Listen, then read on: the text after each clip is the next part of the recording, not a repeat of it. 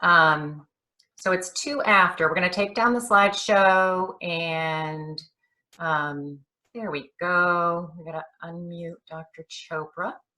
So welcome everyone to our Healing Gardens Recalibrating Your Life during these very uncertain times. I am Meg Cook, the Executive Director of the Virginia Thurston Healing Garden Cancer Support Center in Harvard, Mass. And I'm delighted to have so many attendees who are joining us tonight to speak with Dr. Chopra, and apparently his dog as well. I don't know if you caught the dog in the window. Before we begin, I just want to share a little bit of housekeeping with you.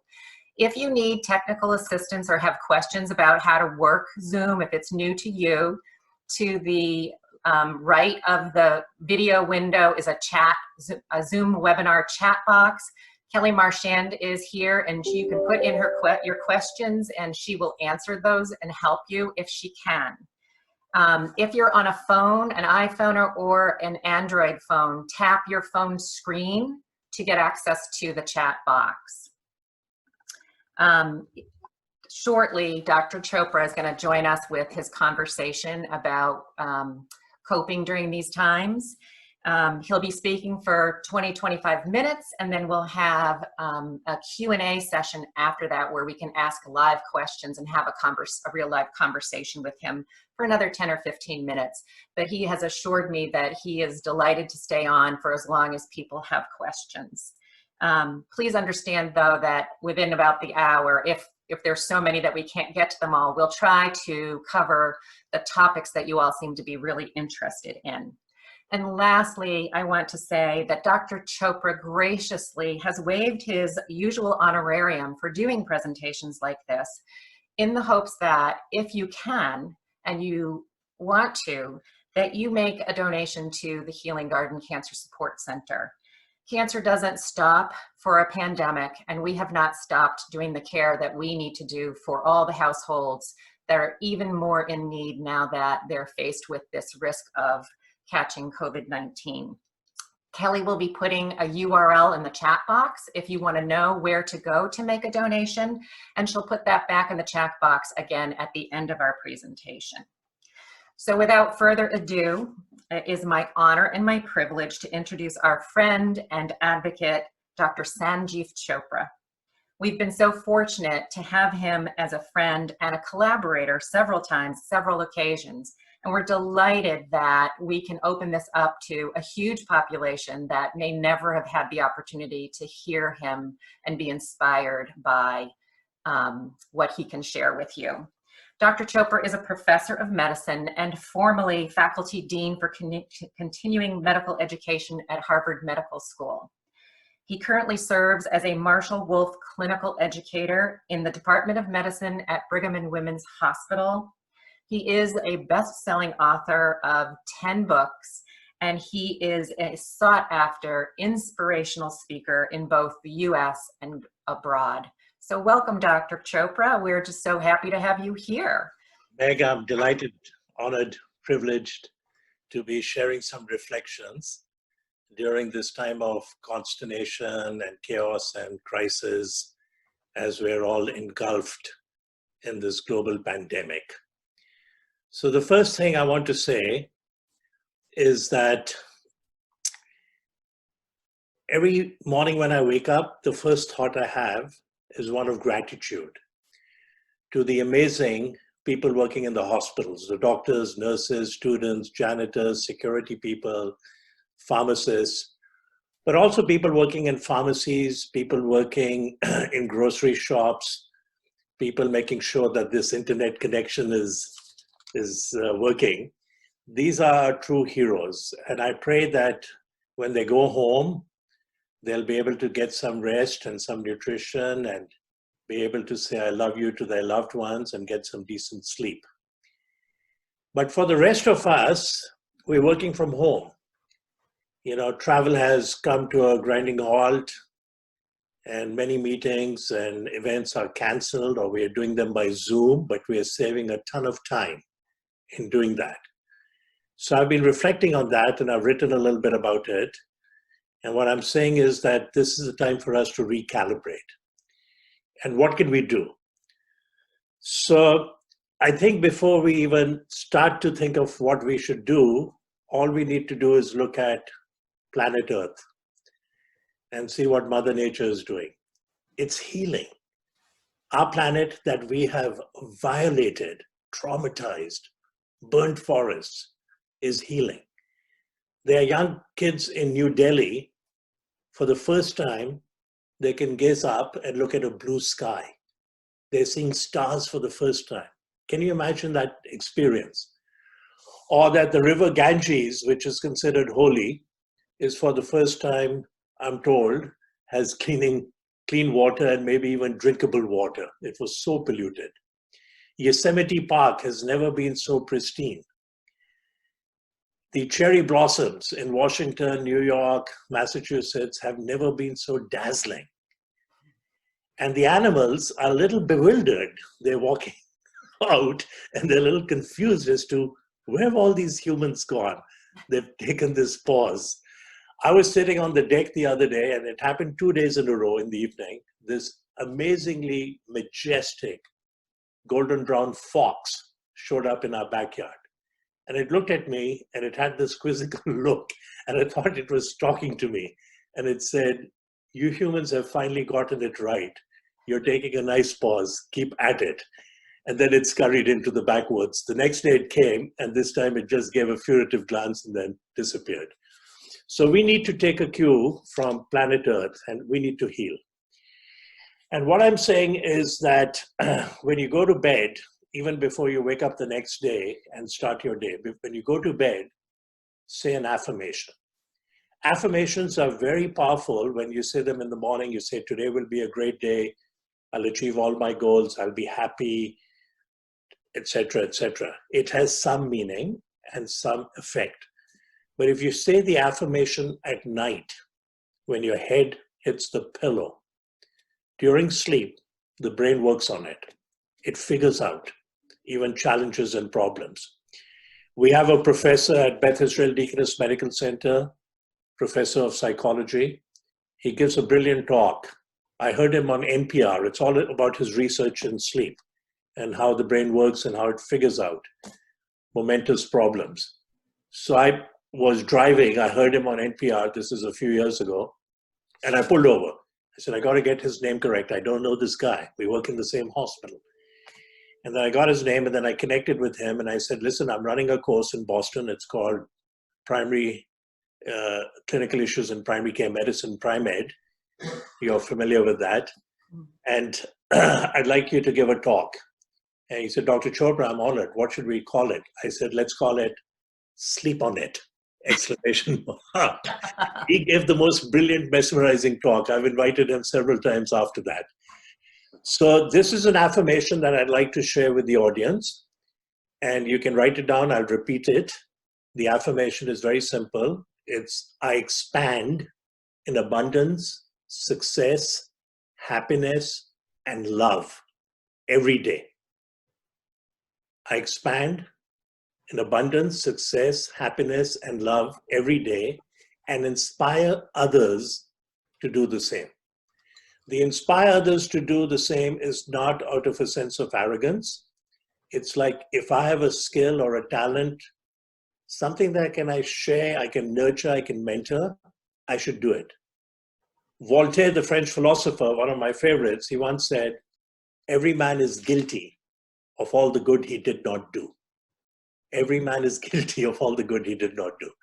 So say this affirmation at night 2 or 3 times as your head hits the pillow. After a while, you don't have to read it on your night table. You'll just remember it. It's almost an automatic reflex. Now, the first thing you do when you wake up is that, whether you wake up with an alarm or you wake up spontaneously and you say, look at the clock and you say, "Oh, it's time for me to get up." Spring out of bed. Don't lounge in bed. Spring out of bed, sing in the shower, stretch, go downstairs, sip your coffee. That first few sips are the most wonderful sips. We can talk about coffee and health benefits at some time. And then go to your study or your den and make your goals. I also urge that we should We should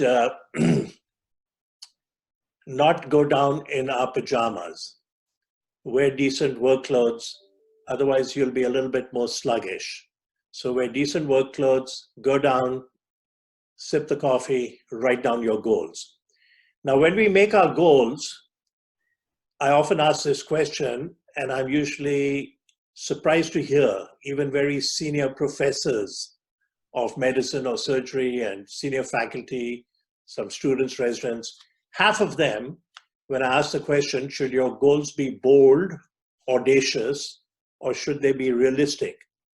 Half of them say they should be realistic. In reality, our goals should be very bold and audacious. Now, they can't be unrealistic. I can't say in golf, I'm going to hit the ball and drive it 400 yards like Rory McIlroy or Tiger Woods. That's unrealistic. But they should be bold.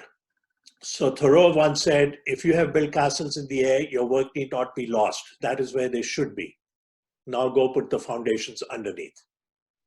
Michelangelo once said, the greater tragedy for most of us is not that we aim too high and fall short, we aim too low and reach the mark. And Henry Ford once said, whether you believe you can do a thing or believe you cannot, you're right. So make your goals, make them bold and audacious, and then next to it, you have to have an action plan. It could be goals for the day, 7 goals for the day. And the action plan, a vision without a plan, as I believe Will Rogers informed us, is a hallucination. So you got to have goals, and then you got to have an action plan.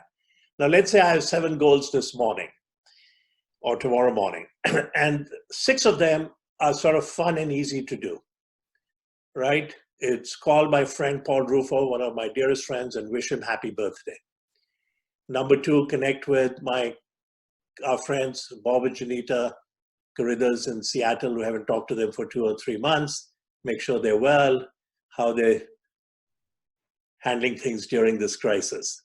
Number 3, order flowers for somebody or whatever. And 6 or 7 of them are easy.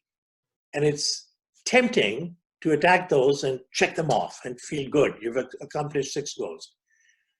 But one of the goals was work for 40 minutes on writing the chapter for the book I'm currently writing with my colleague, Martin Abramson. That is the hardest goal. And there's a wonderful book by Brian Tracy, and it's entitled, Eat That Frog First, which means do the most difficult thing first. So don't even look at the other 6 goals till you've spent 30 minutes, 40 minutes in jotting notes about the chapter you're writing. The next thing you will find is that you may have spent 52 minutes or even an hour. It's a wonderful saying, do the hard things first and the easy things take care of themselves. So come down, stretch, sip your coffee, do a little exercise, make your goals. Also, I strongly encourage people to find some silence in the morning. And that means it could be prayer. It could be meditation. It could be mindfulness. It could be journaling very, very quietly. That will lead to a lot of creativity, There's a wonderful saying, you should meditate once a day. And if you don't have time to do that, you should meditate twice a day, right? Then we really need the meditation. So find some silence. Some people ask, what's the difference between silence and prayer? In prayer, we are speaking to God. In meditation, God is speaking to us. It's not a religion. There are many different kinds of meditation. They all have wonderful value. So find some silence. The next thing is to reflect on what people say on their deathbed. And it's usually one of 5 things or all of these 5 things. I should have traveled more. I should have spent more time with my friends. I should have said, I love you more often. I should have been the bigger person and said, I'm sorry. I should have had the courage to pursue my dreams and aspirations. I should have spent more time with friends. So 5 things. Nobody says, I should have worked harder. I should have lived in a huge mansion. I should have owned a new Tesla or Ferrari every 2 years. This is a nurse who interviewed about 1,000 people in hospice. What are your greatest regrets in life? And the point is, none of us should have any of these regrets at the end of our days. Now, we can't travel right now, but we can watch Rick Steves on public television. He is so amazing. And you can vicariously travel to many different parts of the world. And we can't meet with friends, spend more time with friends other than by Zoom, but things will change. The weather will improve. There'll be some relaxation about social distancing.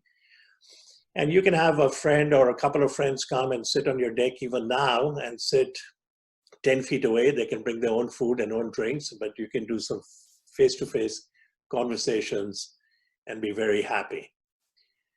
There's a wonderful saying, a friend is a gift that you give to yourselves. Khalil Gibran said, friendship is a sweet responsibility, never an opportunity. There's an amazing study. It's called the Harvard Grant Study, the Harvard Study on Adult Development. It's now gone on for almost 8 decades. There is no such study like this.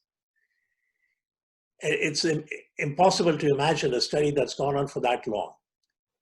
There have been multiple principal investigators. The current principal investigator is a professor at Harvard Medical School, a psychiatrist based at Mass General, and he's given a brilliant TED Talk about this. And I encourage everyone to check out this TED Talk.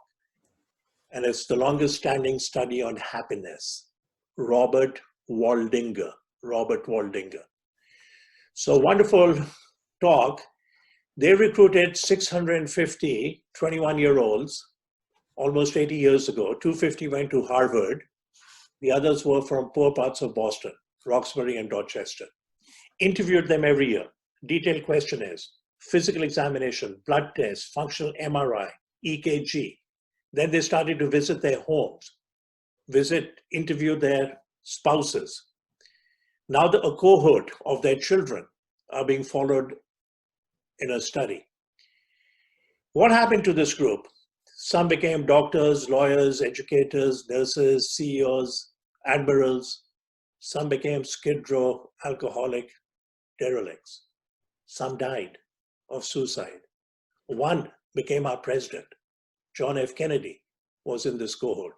And the major conclusion of the study is that loneliness is toxic, and that your satisfaction with relationships with friends at age 50 is a better predictor of health, happiness, and longevity 3 decades later at age 80.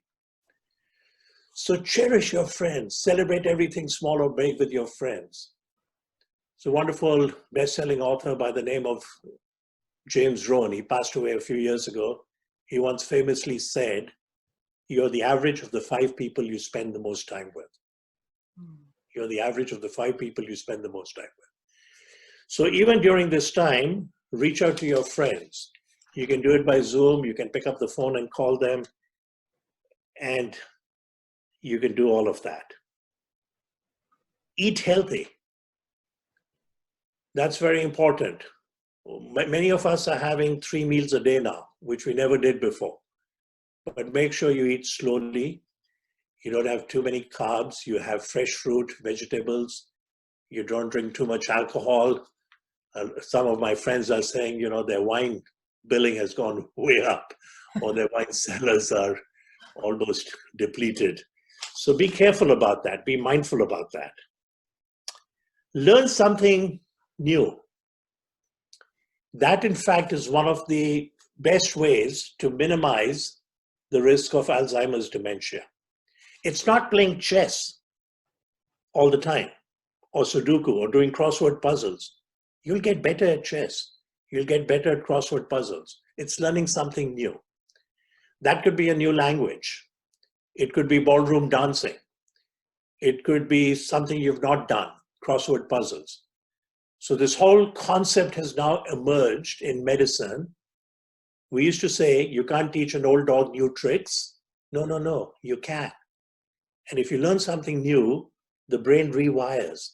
There are more neuronal connections. This phenomenon is called neuroplasticity. So one of the things I'm doing during this bonus time is I'm learning Spanish. My wife is learning Italian, but that's something we can all do. It's very easy to do. Be courageous. So Winston Churchill once said, courage is rightly esteemed the first of human qualities because it is the quality that guarantees all others. Courage is rightly esteemed the first of human qualities because it is the quality that guarantees all others. If you've thought of writing a book, giving a TED talk, journaling, learning something new, learning gardening, whatever it is, start it. Be courageous. Take that first step. Lao Tzu said once beautifully, a journey of 1,000 miles begins with a single step. Journey of 1,000 miles begins with a single step. So we've talked about eating healthy and limiting alcohol, limit the amount of TV time. It's too replete with negative news. It makes us worry. Worry is the interest we pay on things that may never come to pass. Be in the moment, be in the present. My specialty is liver disease. Over the years, I've treated thousands of patients with chronic hepatitis C virus infection. Many of them totally outstanding citizens, but in the 70s, they tried intravenous drugs for 4-6 months, and then they got saddled with this chronic infection. It can lead to cirrhosis, liver cancer, the need for a liver transplant. For many years, we had a cure of 15%, 30%. Now with the pill, we can cure 95 to 100% of people, even if they have cirrhosis, even if they have co-infection with HIV. Remarkable progress we've made. But when we were treating people with 30% cure rates, many of my patients will say, Dr. Chopra, oh my God, I wish I hadn't used drugs. What is going to happen to me in the future? Will I need a liver transplant? Will I die of a liver cancer? And I would say to them, listen, 30% means 300 out of 1,000 people are cured. You and I will work together. There's a wonderful saying, yesterday is history. Tomorrow is a mystery. Today is a gift. That's why we call it the present. Stay with me. We'll work on this. We'll take this challenge on together. And so many of them got cured, and they would get emotional when I would tell them, you don't need to see me anymore. Somebody I'd been seeing for 15 years, 18 years, multiple liver biopsies. See your primary care, get your liver test checked once a year. And if I need to see you, I'll be privileged and happy to see you. So we need to stay in the moment. We should not be worrying about what's happening out there. Forgiveness. If anyone is holding bitterness or rancor or a grudge, as you're listening to me, I have a plea. Get rid of it. The moment you make that decision, could be a loved one, an ex, a sibling, a neighbor, a boss, get rid of that grudge. And the moment you make that decision, you'll feel this enormous weight, shackles come off your shoulder. It's not easy to do. Gandhi once said, the weak can never forgive. It is an attribute of the strong. The Buddha said, resentment is like holding a hot coal with the intent of hurtling it at the person who offended you. That person's moved on. Meanwhile, you're burning your hand. And to me, the greatest example, the most inspiring example of forgiveness was that of Nelson Mandela. 27 years in prison. It's hard to fathom 27 days, weeks, months, 27 years.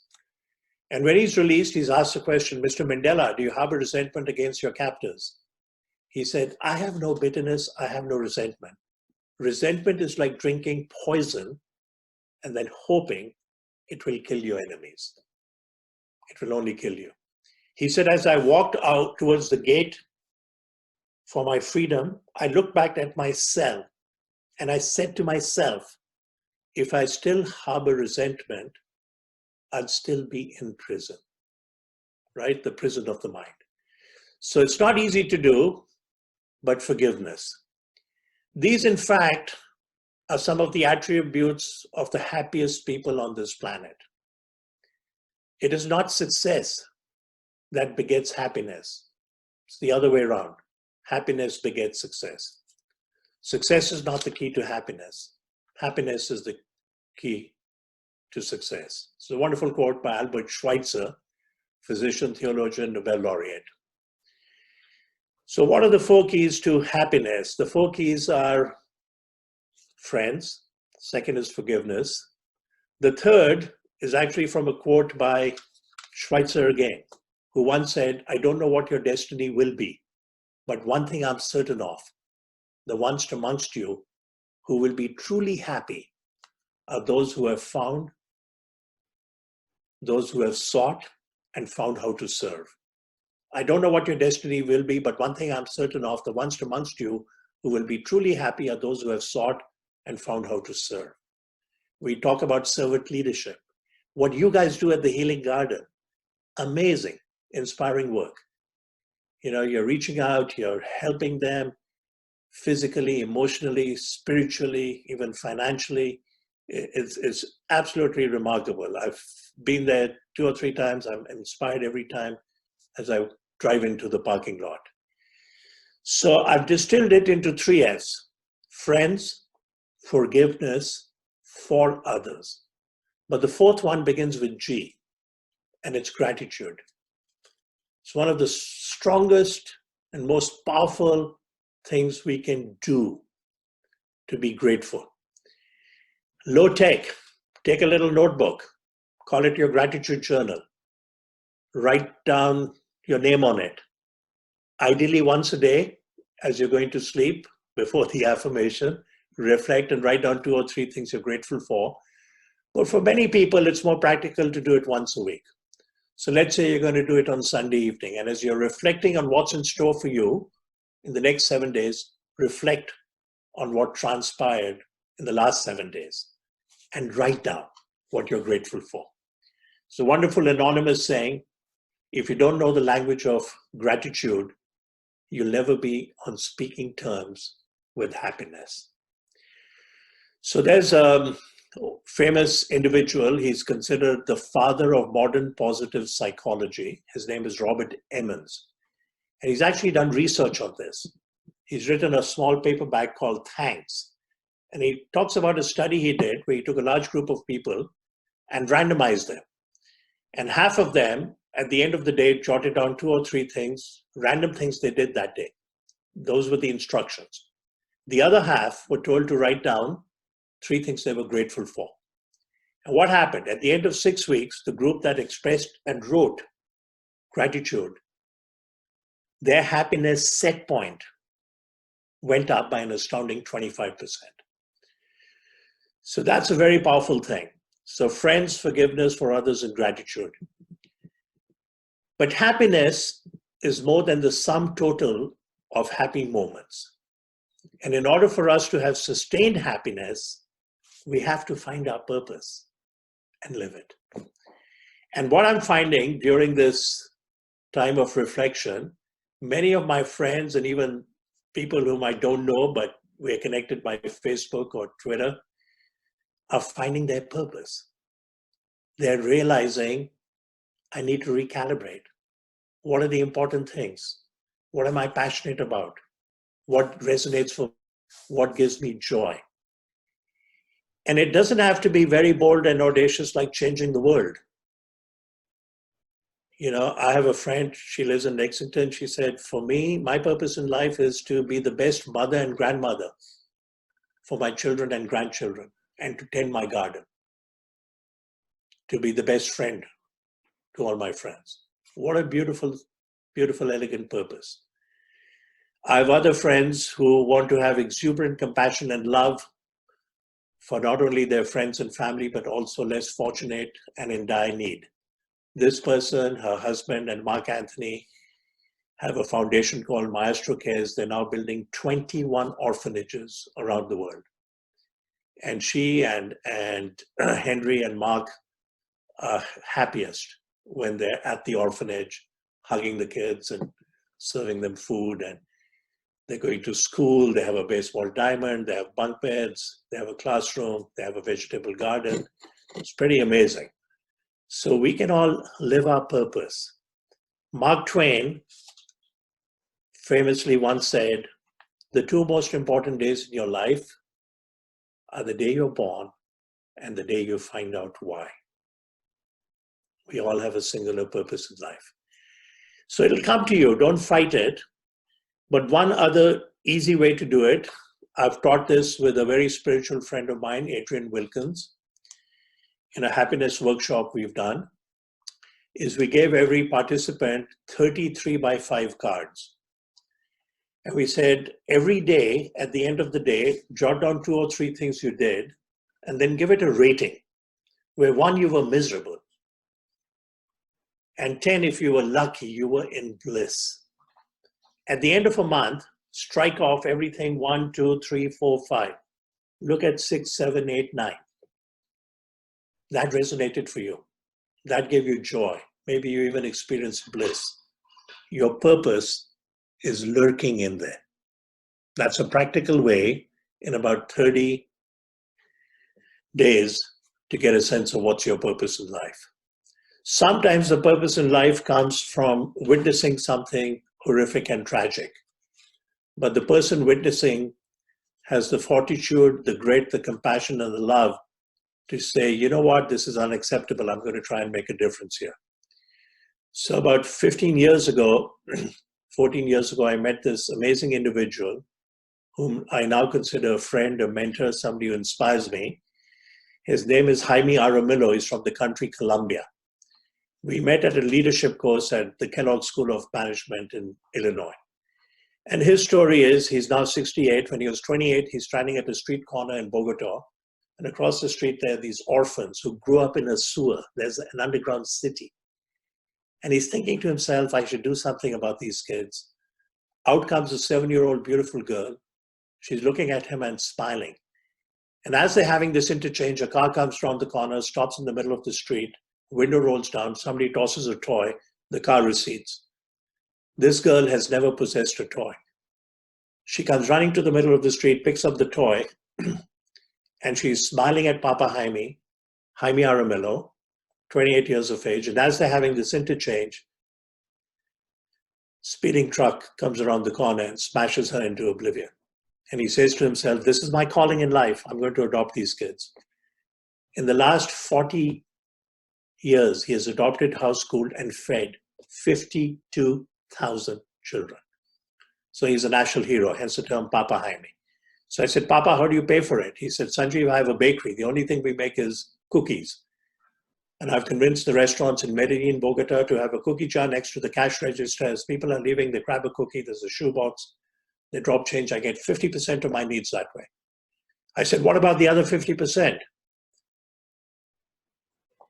He said, I'm a motivational speaker. I speak all over Latin America. I plow my own honorarium into my foundation. I said, come on, Papa, that doesn't cut it. I know what motivational speakers get. So he smiled. He said, Sanjiv, you know what? You're right. Every time I need money, out of the blue, somebody helps me. He says, 3 weeks ago, I needed 41,000 US dollars. So I go to 3 banks. They turned me down. They said, Papa, we love the work you do, but we can't give you more loans. We've already given you a lot of loans at a very low rate. So he's coming back to his office. There's a street woman. She crosses the street and gives him a hug. And he turns to her and he says, are you hungry? She nods. He says, come to the office. You can sit in the office and have coffee and cookies. So she's in his office having coffee and cookies. He's on the phone calling 3 other bankers. And she can tell that he's being turned down. So she turns to him and says, Papa, how much money do you need? Sanjiv, I told her, I need 41,000 US dollars. She smiled, she looked at him and said, Papa, I give it to you. He said, Sanjiv, I said to myself, she's cuckoo, she's a street woman. But she opened her purse, she had $60,000. Her son had sent her the money to get off the street. She said, I've saved some other money. I can move later. You need it, your children need it, take it now. no questions asked. You can return it if you want. So that kind of thing happens to me all the time. His orphans have grown up to become computer scientists, doctors, surgeons, teachers, lawyers, professional athletes. One of them became the junior national champion of tennis for the country Colombia. Many of them are giving back to the foundation. But he found his purpose 40 years ago, witnessing the tragic death of that beautiful 7-year-old girl. The Buddha once said, every life has a measure of sorrow. Sometimes it is this that awakens us. So during this moment of grief and sorrow, let us embrace the light. Rumi once said, the wound is where the light enters you. We are suffering from this collective wound, but we are an amazing species. The best is coming out in many of us. And we can heal. We can transform ourselves. We can be more resilient. One of my favorite leaders in the world right now is Jacinda Ardern, the Prime Minister of New Zealand. There's 6 countries in which the leaders have done an amazing, amazing job, inspiring job in tackling COVID-19. And they include Finland, Iceland, New Zealand, Denmark, Germany, and New Zealand. New Zealand, as of a few days ago, was down to 0. She has character, she has charisma, she has courage. She is decisive. She is so compassionate, the way she talks to the children there, the way she talks to the Maori people, the way she talks to every New Zealander. We need to tell her story. I think millions of young girls and young ladies, the future leaders, are already starting to be inspired by her amazing experience. So I'm going to stop here. I've actually been doing a lot of Zoom talks and I'm a little hoarse with laryngitis. So here's some water and cheers, and thank you for being so patient and listening to me, and I'm happy to try and answer some questions. That was amazing, Dr. Chopra. So folks, the bottom toolbar is a Q&A module where you can put in your questions, and I'm going to share them with Dr. Chopra. So go ahead and type in anything that you want to ask and we'll share it back. One of the biggest things that people are saying in the chat box and in the Q&A is, can you please re-say the affirmation that we should be telling ourselves when we go to sleep? So, for this, at the start, you should write it down and keep it near your night table, maybe on your fridge. Afterwards, it'll become a habit within a week. So the affirmation, the way I started to remember it years ago was the name Ashley, A-S-H-L-E-Y. So I expand in A, abundance, S, success, H, happiness, L, love. So it's not Ashley, it's Ashel, A-S-H-L.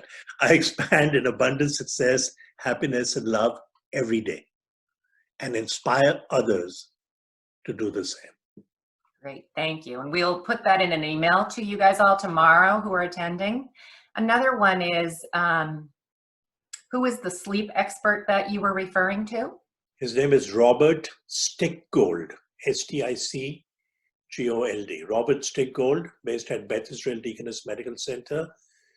Last year or a year ago, 2 years ago, he got promoted to full professor. He's brilliant man, brilliant man. Very clear speaker. Another question. I am not sleeping well and having crazy vivid dreams since the pandemic started. What's that all about? So actually, a lot of people are having vivid dreams. And I think it's the stress we're feeling. So develop some good habits about sleep. Don't drink coffee after 4 o'clock. Don't drink too much alcohol. Take a hot shower. Say an affirmation. Make sure you have dim lights as let's say you're reading a book. You can actually Google sleep hygiene, but this is part of the trauma that's been inflicted on us. Okay. So another question is, what can we do for elders that we can't be with who are so lonely?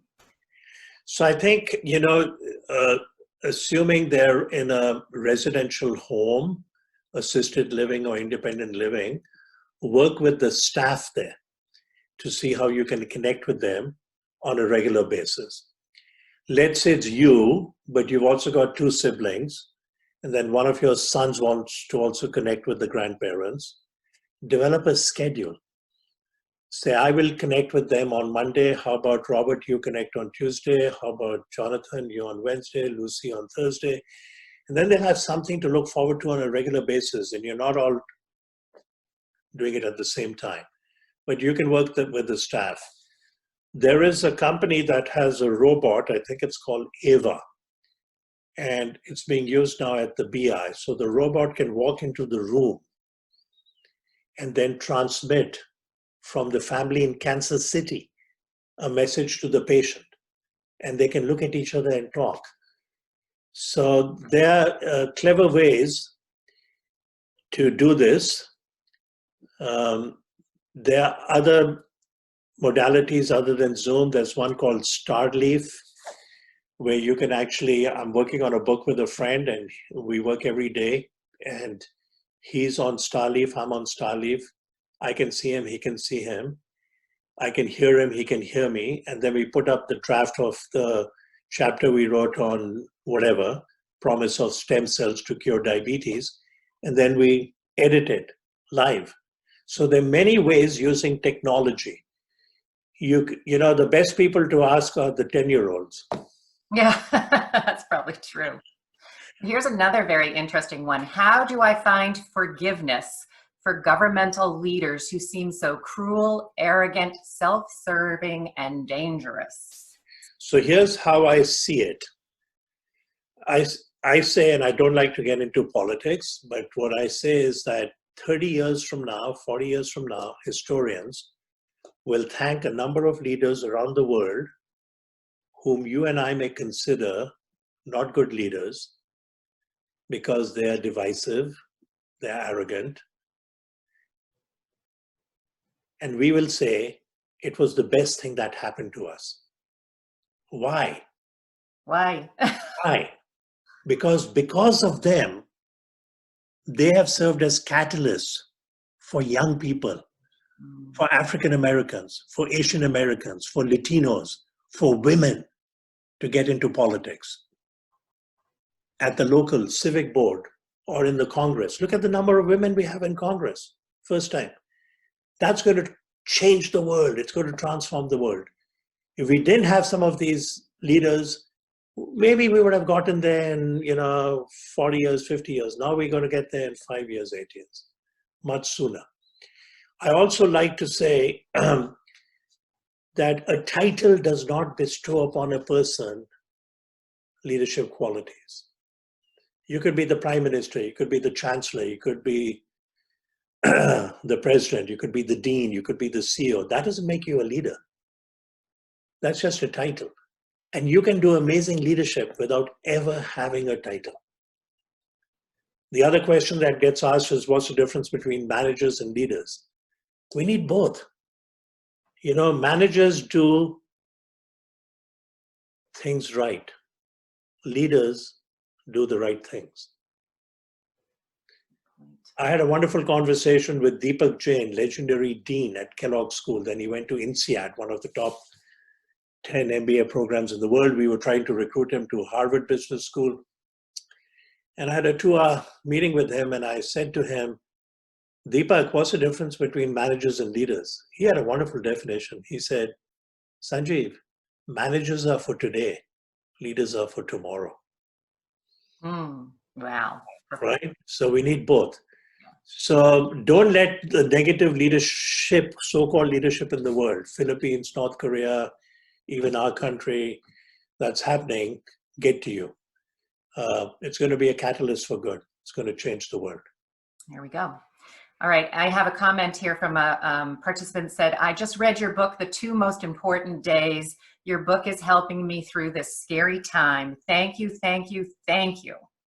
Oh, you're most welcome. Thank you. So we do have a signed copy of Dr. Chopra's book and an audio book that he and his brother wrote together about brotherhood. And we'll be announcing that in the email that we send out tomorrow as well. Meg, that's going to be an auction? Oh, are we going to do it for an auction? Yeah, we could do it that way. Put an auction so you get some donations. Yeah, okay. He's always thinking ahead of me. Another question here is, any advice for those of us with young children and teenagers during this time? Oh, wow. I think you should talk to the children. You should listen to them. When you're having dinner, nobody's allowed to have their iPhones or cell phones with them. It's amazing what you learn from these young people. I've said that in ancient days, we had philosophers like Socrates. The modern day philosophers are children. You know, I give this talk called Dharma, Happiness, and Living with Purpose. And of interest, even in academic medical centers, now they want that talk. Surgical grand rounds, medical grand rounds, hematology, oncology, Mayo Clinic course in Scottsdale, Arizona. And what I recommend to people in the audience is ask your children. So I gave a talk at Assumption College in Worcester some years ago. And I share my slides. And I say, you can use my slides. You don't have to give me attribution. You can modify it. I call it copy left and share it. So one of the deans wrote to me 5 days later. She said, Dr. Chopra, I loved your talk. I went over your talk with my husband, but I took your cue and asked my 5-year-old daughter, what is happiness? And my 5-year-old daughter said, Mommy, happiness is when the heart feels bigger. Oh. A 2 years, 10-month-old boy, the son of a surgeon at Beth Israel Deaconess. The surgeon, the father said to his son, said, what makes you happy? He says, Daddy, I'm most happy when I'm sharing my toys with my friends. Right? And the Beatle, John Lennon, when he went to school at age 5, the teacher gave every kid an assignment, write down what you want to be when you grow up. And he wrote down happy and he handed it to the teacher. And the teacher said, John, you didn't understand the assignment. And he looked up and he said, and you don't understand life. 5 years of age, his mother every night when she tucked him into bed said, John, when you grow up, I want you to be happy. So ask questions like this of your children, your grandchildren, your nieces, what makes you happy? Then there's one other thing we can do at the dinner table, which is to express gratitude, which was taught to me by my then 7-year-old granddaughter. So I have 2 granddaughters, joy of my life. They're 15 and 13, live in New York, Anya and Mira. But Mira was 7, they're visiting Boston, and we're about to have dinner. She says, Nana, which means maternal grandfather, before we have dinner, we're going to play a quick game. So I said, Mira, okay, what's up? She said, it's called Thorns, Buds, and Roses. I said, I don't understand. She said, I'll explain to you. She said, my thorn for today is my cousin, Ria, was coming for a play date, but her father got busy and couldn't bring her. Negative, thorn. My bud is she's coming tomorrow. My roses are that you took us this morning for breakfast, then you took me to Barnes & Nobles, you got me 4 books, and then, Nana, after dinner, you're going to tell us some stories. You're a pretty good storyteller. Now notice here the ratio of thorn, bud, and roses. Roses were 3 times as much. There's actually a rule developed by an economist, Marcel Losada. It's called the Losada ratio. Negativity is very heavily weighted. If I say something negative to a friend of mine, or a colleague, or a student, I now have to say 3 positive things to neutralize it. And I'm told if I say something negative to my wife, I have to say 6 positive things to neutralize it. So you finish this, literally at the dining table, it takes 2 minutes. Go start with the youngest, go around, thorns, buds, and roses. You're finishing with gratitude. Excellent. So another question, what is your opinion on the current increase on conspiracy theories and how to recognize truth from conspiracy? That's a big one. That's a very, very difficult question to answer. I think the people who promulgate conspiracy theories, some of them, of course, do it by design. There are others who then see it and truly believe in it. And that to me is the scary part. And one of the things I tell my friends and family, even those on social media like Facebook and Twitter, don't put anything political, right? Don't put anything about religion, because you're not going to convince the other person. So let's say I'm wearing green glasses and I have a friend who's brilliant, but he sort of supports the right-wing radical parties, and he's wearing red glasses. I can have the most coherent, compelling argument with him, and he with me. And at the end of 4 hours, neither of us will change our mind. There's this bias that's built in. It's like I tell him, hey, Robert, take off your glasses, put on mine. So he takes off his red glasses and I give him my green ones. And I say, okay, put them on. And now look, what do you see? He goes, red. He doesn't change. And I put on his red glasses and I still see green. So I think the best thing to do is don't get involved in politics or religion, especially on social media. There are some crazy people out there, and there can be death threats. And that's happening to Tony Fauci right now. And he's an amazing individual. I've known of him for 40 years. So harness your energy in the positive sphere. Don't even watch that news. Okay. Some people wanted to know if you could repeat a few things. Sure. The yesterday is a mystery. Today is... yesterday is history. Tomorrow is a mystery. Today is a gift. That's why we call it the present. Okay. And the 4 keys to happiness? Friends, forgiveness, for others, gratitude. But happiness is more than the sum total of happy moments. That will give us a lot of happy moments. Sustained happiness, find our purpose and live it. Great. And reflections at deathbed. Yeah, so 5 things. I should have said I love you more often. Now, in some cultures, it's automatic. When they meet you or they sign off or they talk to you, I love you, especially I think in the Hispanic culture. For many of us, especially in the Western culture, we hesitate. But for the last 10 years, I've been saying it to my friends. I've been saying it to my women friends. They come over for dinner, give them a side hug. Nancy, I love you. I've been saying it to my patients. Often taking permission from their spouse or significant other or the mother of a child with Down syndrome. And then the mother would say, Dr. Chopra, what about me? Can you say I love you? So we should say that. You start saying it, you'll find it easier and easier. I should have said I love you more often. I should have traveled more. I should have spent more time with friends. I should have been the bigger person and said I'm sorry. I should have had the courage to pursue my dreams and aspirations. 5 things. Awesome. We're getting almost close to the end of an hour here. I have a question for you. What do you think are going to be the lasting positive changes that this pandemic is bringing upon us? I think what's going to happen is that we've already discovered in many different professions that we don't need to get into a car or public transportation and go to work and create a carbon footprint 5 days a week. Many of us will start working from home. We will maybe go 1 day a week to the office, unless we are in the profession like policemen, firemen, doctors, nurses, etc. Then we'll have to go to the hospital, see patients, etc. So it's going to change the way we live and the way we travel regionally. And it's going to cut down on the carbon footprint. It's going to be pretty amazing. I think many of us will find our purpose, find what really gives us joy, resonates for us. We will rethink our priorities.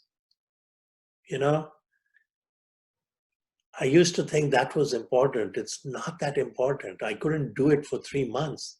You know what? I didn't really miss it that much. Could be a person who smokes cigars and goes to a cigar bar twice a week, and he could suddenly, or she could say, I don't need to do that. Or go to a pub or a bar 2 times Friday and Saturday. No, I don't need to do that. I can be at home with a glass of nice red wine, and I can, by Zoom, do cheers with my friends and my family. And my friends and family could be in India, they could be in Australia, they could be in California. So I think it's going to make us think and behave very differently, and all for the good for many, many of us. I hope that's true. I loved, and another guest has asked, can you repeat the bud and roses game? Yeah, so thorns, buds, and roses. Thorns, okay. So thorn is, it'll hurt you so it's negative. Bud is something that's going to blossom in the near future. And roses are what you're experiencing today. So my thorn for today, that's my 7-year-old granddaughter said, my best friend, my cousin couldn't come for a play date because her father got very busy. My bud is she's coming tomorrow. And my roses are, you took us this morning for breakfast, you bought me 4 books at Barnes and Nobles, and then you're going to tell us some stories. Very simple, isn't it? Game. Yeah, I love that. Beautiful game. I love that. Well, we've been here for almost an hour. We are absolutely delighted to have your sage advice, your inspiration, your positivity. And remember when I phoned you recently this week, I said, how are you, Dr. Chopra? And I said, I'm on top of the world. I have my favorite uncle. He's now 85. He was a decorated war hero. He was an admiral in the Indian Navy. And he and I were very, very close. And I still talk to him every few months. He's in Mumbai. And I say to him, Uncle, how are you doing? And I remember as an 8-year-old asking him that question. And he would not call me Sanjiv. He would call me Sananjay. Sananjay, I'm on top of the world. So I've borrowed it from him. Now I've sort of become my tagline, and now I'm signing off on email OTOTW, and then my friends are saying, "What is that?" And I'm saying, "It's on top of the world." Nice. Well, you make me feel that way, and I feel inspired to lay my head down on my bed tonight and do my affirmations and do my morning routine of taking a moment. Maybe I'm going to go sit out on the porch step and listen to the birds quietly or something. Beautiful. Yeah. So. All right. We are thrilled that you were spending this time with us. I'm thrilled that well over 100 and something people here with us tonight. Dr. Chopra, what books do you recommend for people who are looking to get more of you and more of this in their lives? Well, I think the 2 most important days, How to Find Your Purpose and Live a Happy and Healthier Life, came out really good. I wrote it with a colleague and friend, Gina Wild, and it's been translated into a few languages already. So the message is resonating. The book I wrote on leadership by example, the 10 key principles of all great leaders. That's a good book. The Big 5 things we can do based on scientific evidence to live longer. Maybe we can do this next time. Coffee, exercise, vitamin D, nuts, and meditation. My brother has written so many wonderful books. One of my favorites is The 7 Spiritual Laws of Success. 7 Spiritual Laws of Success by Deepak Chopra. Right now, I'm reading a book called Peak, and it talks about how when we practice, let's say I'm going to practice tennis or golf. If I go to the range and buy a huge bucket, $25, then I have a tendency to slice the ball. It goes straight and then it goes to the right. And I hit 120 balls like that. I'm not improving. I'm actually getting worse. People say practice makes perfect. No. Practice makes permanent. Oh. All right, slight difference here. So this book talks about deliberate practice, purposeful practice, which has to be focused. and many things. It's a wonderful book. I've just read about 40, 50 pages, and I'm endorsing it. It's amazing. I'm telling all my friends, read that book. There you go. So there's so many good books out there. But those are some that come to mind right away. Right. All right. Well, on behalf of all of us here at the Healing Garden and all of those members out there in the world that are friends of the Healing Garden and friends of Dr. Chopra and heard about this, I'm so glad that we all got this time with you.